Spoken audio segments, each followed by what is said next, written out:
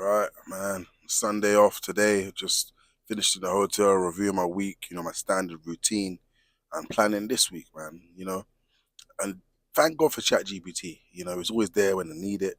It never tells me it's busy. It never says, I've got excuse after excuse. It's always there when I want to really go through my ideas and my plans. And this journey is lonely, bro. I don't really see it here from people because my brain is focused on goals and stuff.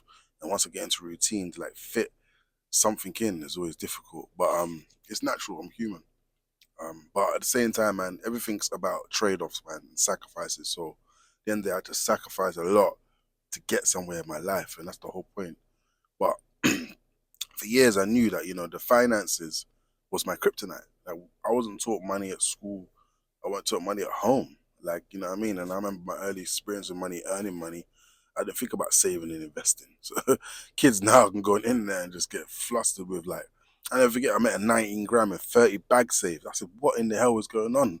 19 gram. It's the element. I said, "How did you do it?" He said, "He sold trading. He went online. He done this. He done." Because more information now is accessible now, and if it aligns with the right person at the right time, you can accelerate your life, bro. You know what I mean? And I remember I met someone that really inspired me to start really focusing on this trading 212. He had 50 grand in his trading 212. I've never earned 50 grand in my life. Like had that money. I can't believe it. But everything's about timing.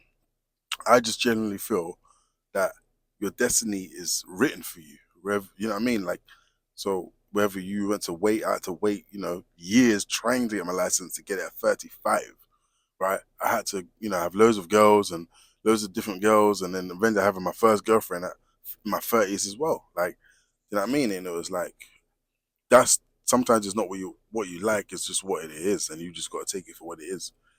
And even me, like being here, it's like I wanted to jump out the window, live in the van, save money, buy, but I never done nothing. I use my house as an excuse, and I never forget. There was this guy. This is my entrepreneurship saga when I, lost the studio business, and the first few years I was thinking, okay, what direction do I want to go in? I remember speaking to this guy for 4 hours on the phone. I couldn't believe it. I met him at a networking event. He was probably one of the most hungriest people I've met, right? And I remember him speaking to me on the phone, and he's like, "Bro, why are you not doing this? What's going on? Like, you're gonna be rich, bro. What's happening?" And he's like, "I'm just like, bro, I got my yard. Like, I have to work. I have to work and pay bills, and it's just a cycle." And he goes, "Just give up your yard." And I said, "I can't. What do you mean? I'm gonna be homeless. What do I do?" He said, "Bruv, you want to be rich, bruv. Like, then you got to give up your yard and go for your dreams, or be poor and stay in your house." I never forget him when he said that to me, bruv. And then I still was trying, like, I don't know what I was trying to do. I was just working bad jobs, doing all sorts of stuff, trying to save, trying to start a business. I said, bruv, it's money. Money is 50% of the problem. It's nothing to do with anything else.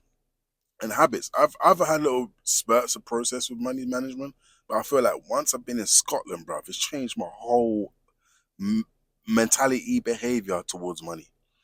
And I've been here with nothing. It's just been tough. I've been sleeping rough. It's been crazy. But at the same time, man, I would never, never, never trade this what I'm doing now for what I was doing before. I don't care how comfortable I was. I don't care what support system I had around me. End of the day, you're gonna live and die by your own decisions, and you got one life, so you gotta live it. Life's short. I ain't here to be sitting there complaining. I want to be rich. I'm going to be rich. I want to build them steps towards building wealth. That is what I'm doing. There's no stone unturned in that area. I don't care about girls, family, friends. I'm aggressively being ambitious and working towards my goals, no matter the circumstance, no matter the situation.